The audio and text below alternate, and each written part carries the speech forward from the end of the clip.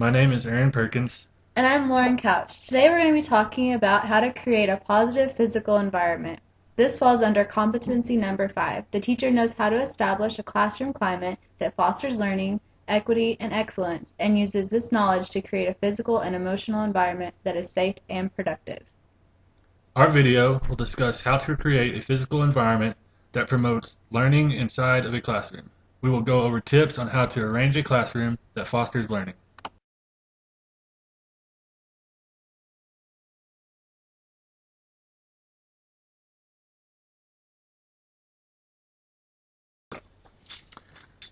The first tip we will talk about is good lighting.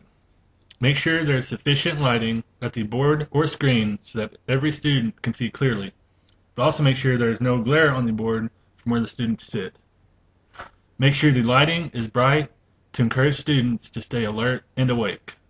Also, if you need extra lighting, you can always open some windows and use natural light.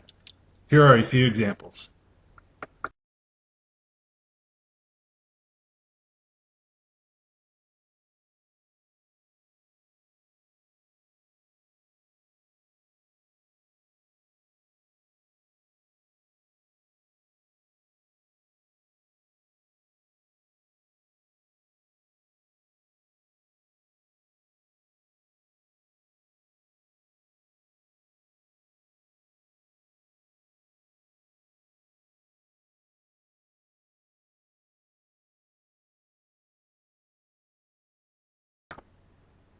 Another tip is to have your rules posted.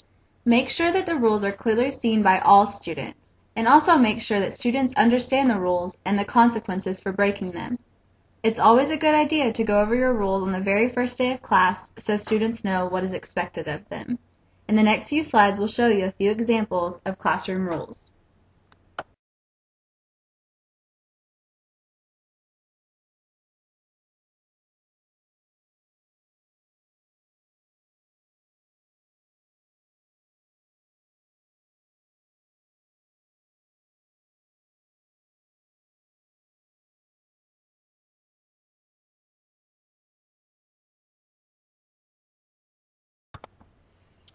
Tip number 3 is organization.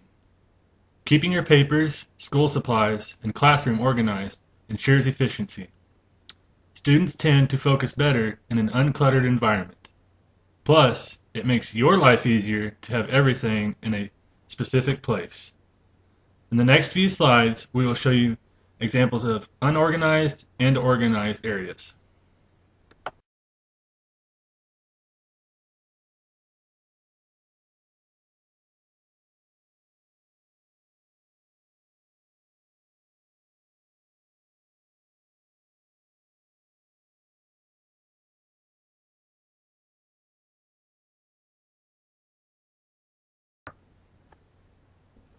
The fourth tip is to use students' projects as decorations.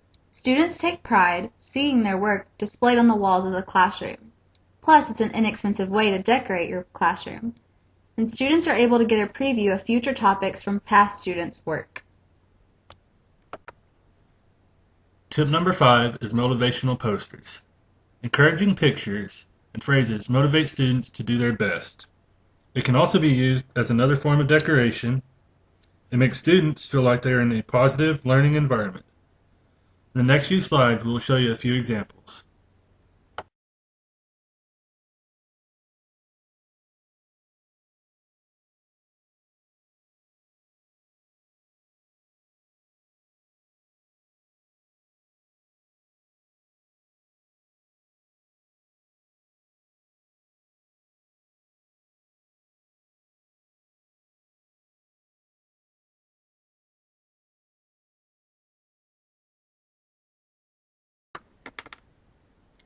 Tip number 6 is desk placement.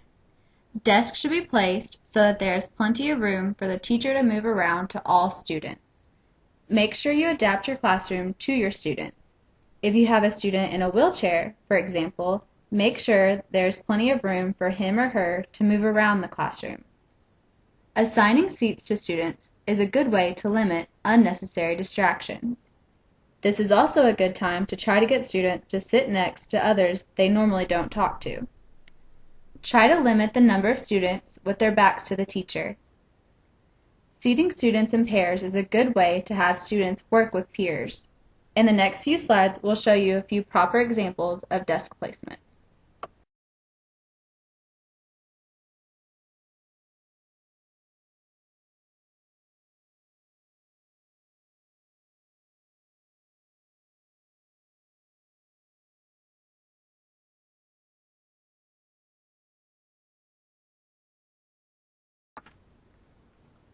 Tip number 7 is showing school spirit.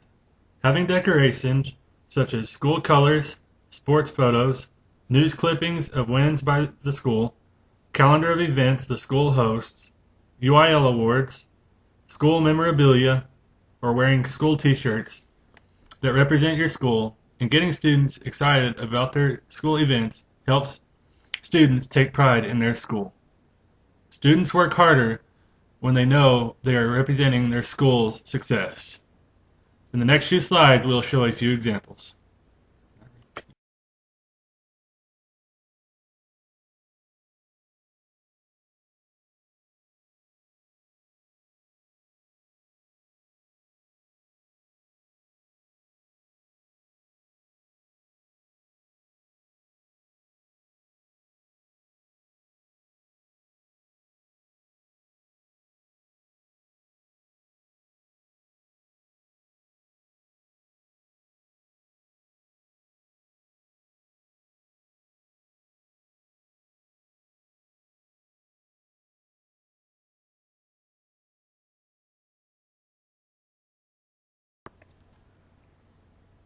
According to our textbook, Becoming a Middle School or High School Teacher in Texas, a course of study for the Pedagogy and Professional Responsibilities PPR Texas, written by Janice Nath and Myrna Cohen, it says that the physical space should accommodate students' abilities, interests, needs, and goals with students' perspectives in mind.